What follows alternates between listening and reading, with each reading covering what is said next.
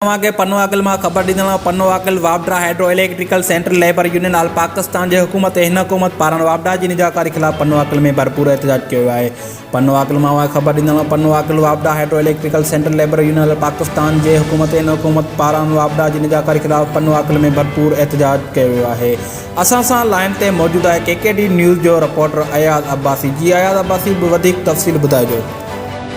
जी कामरान, अज पन्नुवाकल जी वावडा hydro electric central labour union all Pakistan जे हुकूमत हिन हुकूमत पारां वावडा जी निजाकारी खिलाफ़ पन्नुवाकल में एहतिजाजी मुज़ाहिरो कयो वियो,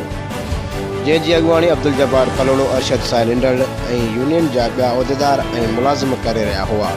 ऐं मीडिया सां यूनियन जे चेयरमैन मोहम्मद नवाज़ इंडल, वाइस चेयरमैन हाजी गुलाम सरवर इंडल, जनरल सेक्रेटरी लालनू भुट्टो ऐं जॉइंट सेक्रेटरी अब्दुल बासित बुलो जन मीडिया सां ॻाल्हायो ऐं वावडा निजाकारी खिलाफ़ छिते नारेबाज़ी कई। जी जीअं बि गवर्नमेंट जेकी बि आई आहे ऐं निजकारी तलवार खयूं आई आहे ऐं असां हिनखे जेको आहे त बिल्कुलु नामंज़ूर कयूं था ऐं गवर्नमेंट खे पुरज़ोर मुतालबो बि कयूं था त हिन निजकारी खे ख़तमु कनि, निजकारी खे ख़तमु कनि ऐं असांजी वावडा खे Vawda hydro electric workers labour तरफ़ा खां आहे जेको असांजी वावडा खे प्राइवेटाइज़ेशन में नियो वञे थो।